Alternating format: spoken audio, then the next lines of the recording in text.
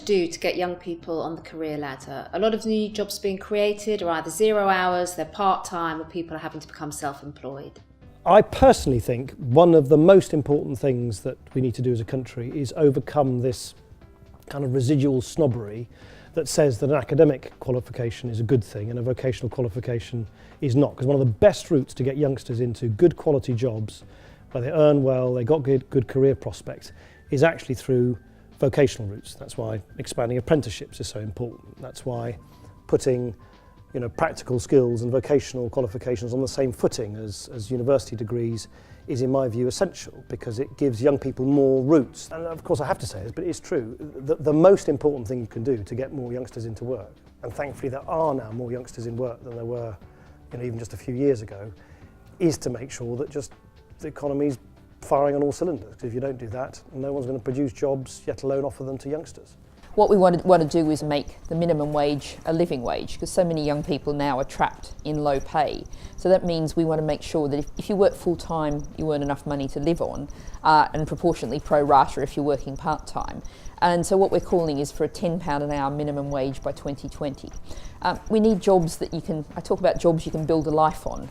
So that means decent pay, some reasonable amount of security, certainty of what you're going to earn every week. That's the kind of job that we need to build. Yeah, it's a real shame, I think, that so many people now are leaving university and can't get jobs. So we've got a whole skew of graduates who are finding it very difficult, despite the fact that they've got quite good qualifications. This sounds like a sort of backwards way of looking at it, but the first thing we would do is get rid of the 50% target for people to go to university. We think that has led to pushing more people into further education, when perhaps it might have been better for them to start to learn a trade at an earlier age. So in future, there won't be targets for getting people into university, or at least there wouldn't be under a UKIP government. Second thing we want to do is we want to encourage students into careers where they really do have a chance of getting a job. And at the moment in Britain, what we're really desperate for are doctors and nurses, for scientists, for engineers, and for technology experts. So we would take away tuition fees completely for any student that goes in to study for a degree in those subjects, what are called STEM subjects. Yes, we need to create jobs, and they've got to be good quality, high skilled jobs, which can enable people to make ends meet, bring up their families, and all of that. That is as important as creating more jobs in our country. It's part of the issue that we face. But look, I really want to say to your readers, equal pay for work of equal value is an absolutely fundamental principle of our society. I think it's pretty shameful, frankly, that 40 years on we still haven't achieved it, and we've got to drive towards it. We've got to put pressure on employers to drive towards it. Well, actually, I'm going to disagree with you on the first, because actually I think that the jobs that we have seen over the course of this Parliament have not been mainly part-time and have not been mainly 0 hours contracts. Actually, the government statistics are 75% of the jobs created since 2010 have been full-time. In fact, that's 85% for the last year and 98% for the last quarter. We've just seen the statistics coming out. The Prime Minister has given a clear commitment that if there is a future Conservative government, we don't want to see youth unemployment. We don't want to see there being an option of a young person leaving education without further education or employment or further training being an option. So things like traineeships, apprenticeships, the youth allowance. If young people can't get a job, then they will be doing community work to build up their skills. Yeah, well, I think first of all to start with the 0 hours contracts, which is a very exploitative, unreasonable form of employment. How do you actually live when you don't know at the start of the week whether you're going to earn £0 or £200 or whatever? So we want to ban exploitative 0 hours contracts. What we want to do is also make the minimum wage a living wage, because so many young people now are trapped in low pay. So that means we want to make sure that if you work full-time, you earn enough money to live on, and proportionately pro rata if you're working part-time. I personally, and I know that Vince Cable was very keen to do this, but we couldn't get agreement across government. We wanted to go one step further and have a sort of drop-dead automatic right to a fixed-term contract after a certain period of time. There are other things you can do. As I mentioned earlier, we're right now legislating to ban these appalling exclusivity contracts. So exactly. So what it means, it does not means that you are abolishing 0 contract hours altogether, 0 hour contracts altogether. There are I met quite a lot of young people who sometimes say it's actually some of the flexibility can be helpful to them.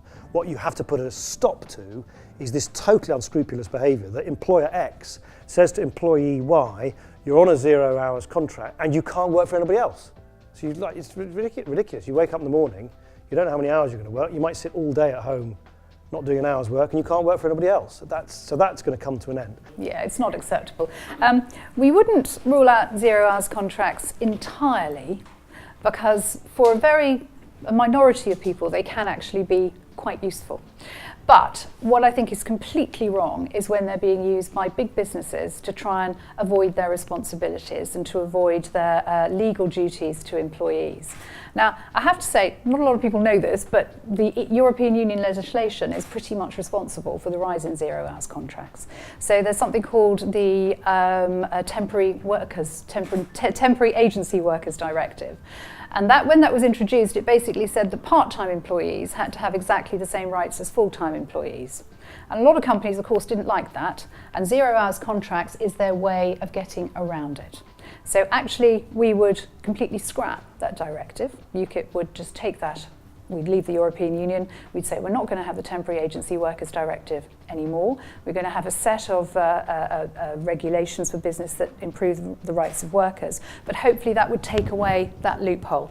Perhaps I'm being a bit optimistic here, but it's something that we would certainly want to clamp down on. I think it's a massive problem, a huge problem we've got to solve. This 0 hours contracts thing, somebody said to me on the train the other day that it's spreading like wildfire, and I think it is. And 0 hours contracts mean no security for people. It means not knowing from 1 week to the next what difference, what your wages are going to be, what hours you're going to be working. So we would say that, there's a whole number of things we would do. So you wouldn't be able to work exclusively for one employer. That's sort of kind of obvious 0 hours contracts which just say you can be available for me, but I'm not sure I'm going to give you the work. Well, that's completely not on, is it? But the most important thing is this thing about saying there's got to be a time limit. And there's got to be a very, very narrow time limit on how long you can be on a 0 hours contract doing regular hours. And then you've got to be guaranteed a proper contract. And we think that'll drive a lot of these 0 hours contracts out of the economy. And I think it's all right that they do. We're not going to outlaw 0 hours contracts per se, but we are in the Small Business, Enterprise and Regulatory Reform Bill, which is just about going through the Commons and the Lords at the moment. Exclusivity clauses in 0 hours contracts will be banned. That's the most exploitative bit, which is actually when somebody says, we'll put you on a 0 hours contract, you can't work for anybody else. And there are some people... So why would you do that then?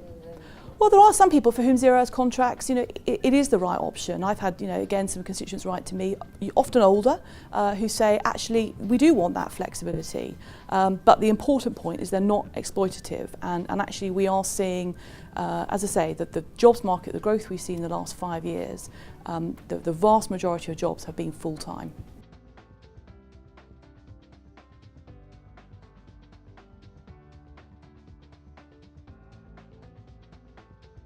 Well, no, we've got to change it, and we're looking at how we change it, but we've got to have a system of workplace justice which people can afford. And, we're going to come up with proposals on this. There's been something like a 70, is it, or 80% drop in the number of people going to employment tribunals, and a massive drop in the number of people going to employment tribunals. I don't think that constitutes justice. So we're looking at how we do it. I think I'm also right in saying that, believe it or not, this system is actually costing money in the way the government has implemented this system. So we're looking at what we can replace it with, but we've got to have a fairer system and a system that offers people proper access to employment tribunals.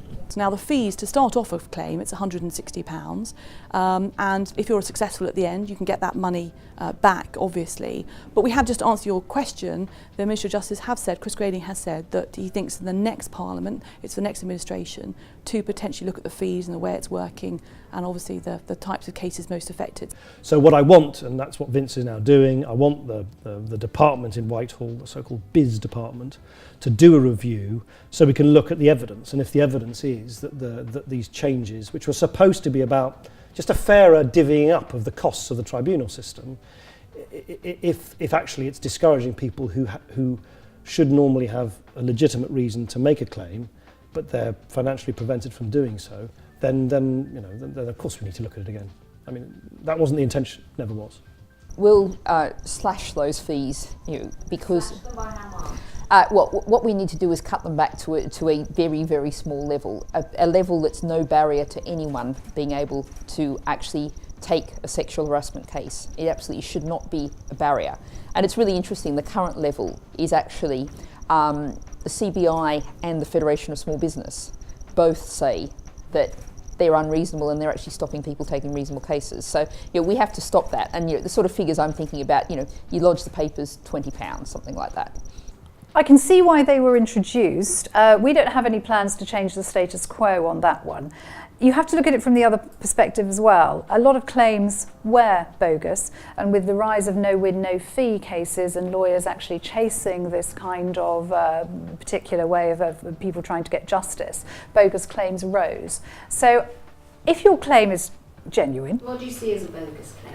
Well, I'm not an expert in employment tribunals, but people, unfortunately, we know in all walks of life, tell lies for advantage.